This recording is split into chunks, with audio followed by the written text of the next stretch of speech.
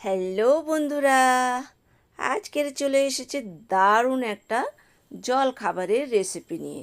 তো এই জল খাবারের রেসিপি কিভাবে বানিয়েছি সেটা আপনাদের সঙ্গে এখন শেয়ার করব। এখানে সজনে পাতা ভালো করে ছড়ে নিতে হবে, নিয়ে সুন্দর করে ধুয়ে নিতে হবে।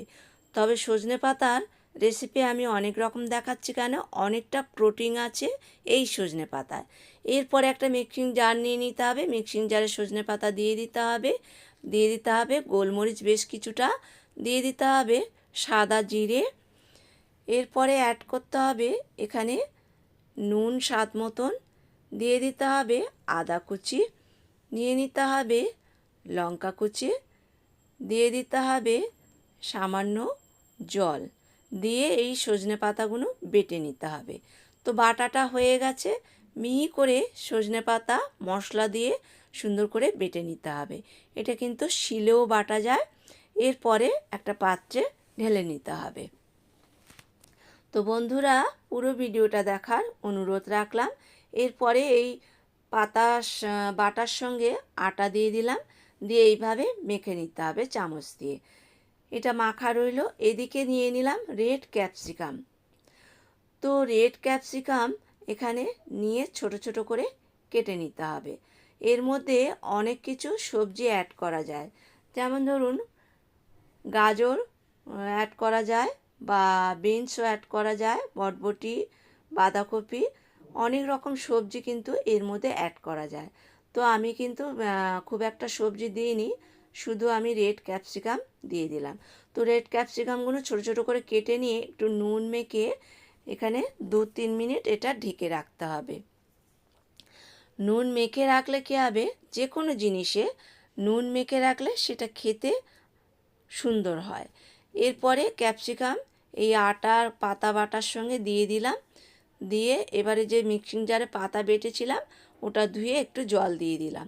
তো জল কিন্তু এখানে একসঙ্গে দিয়ে দেওয়া যাবে না, জলটা অল্প করে করে দিয়ে এটা মেখে নিতে হবে। তো একসঙ্গে জল দিলে কী হবে, পাতলা হয়ে যেতে পারে। তো সেই জন্য জলটা অল্প করে করে দিয়ে মাখতে হবে। তো এখানে দেখলাম আর একটু জল লাগবে। তো ভালো করে এটা মিশিয়ে নিতে হবে জলটা। এবারে দেখাবো কতটা ঘন রাখতে হবে।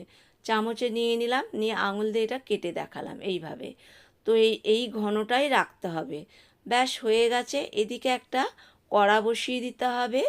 কড়াইতে সামান্য তেল দিয়ে দিলাম, একদম অল্প সাদা তেল দিয়ে দিলাম। একটা কাপড় বা কাগজ দিয়ে সুন্দর করে কড়ার গায়ে এই তেলটা মাখিয়ে নিতে হবে। এরপরে যে ব্যাটারটা করে রেখেছিলাম আটা সজনে পাতার মশলাপাতি দিয়ে, সেটা এই কড়ার মধ্যে অ্যাড করতে হবে, দিয়ে হাতা দিয়ে এইভাবে গোল করে দিয়ে একবারে হয়ে গেছে, এরপরে উল্টে দিতে হবে। আর এটা একদম আঁচ কমিয়ে ঢেকে ঢেকে বানাতে হবে। তো যারা নর্মাল মানুষ তারা তেল বেশি দিয়ে এটা খেতে পারো, আমি এটা তেল কম দিয়ে বানাচ্ছি। কেন, যাদের হাই সুগার আছে, হাই প্রেশার আছে, যাদের হার্টের সমস্যা আছে, তাদের তো একদম তেল চলে না। তো সেই জন্য আমি এটা দেখালাম একদম তেল ছাড়া কিভাবে বানানো যায় জলখাবার, হেলদি হেলদি প্রোটিন খাবার। এরপরে বাকি যে ব্যাটারটা ছিল একে কড়াতে দিয়ে দিলাম। তবে এখানে আর কিন্তু কোনো রকম তেল পড়বে না। আবার বলছি, যারা নর্মাল মানুষ খাবে, যারা তেল খেতে পারো, বেশি করে তেল দিয়ে বানাবে, খেতে ভালো লাগবে। আর যাদের তেল চলে না, এইভাবে অল্প তেল দিয়ে কিভাবে বানাবে সেটা আমি দেখালাম আর কি। ব্যাস এইভাবে প্রত্যেকটা ভাজা হয়ে গেছে। তো বন্ধুরা, ভিডিওটা যদি ভালো লাগে লাইক কমেন্ট শেয়ার করার অনুরোধ রাখলাম। নতুন কোনো বন্ধু হয়ে থাকলে ইউটিউব চ্যানেলটা সাবস্ক্রাইব করে নেওয়ার অনুরোধ রাখলাম। আর একবার হলেও বানিয়ে খান, ভালো লাগে।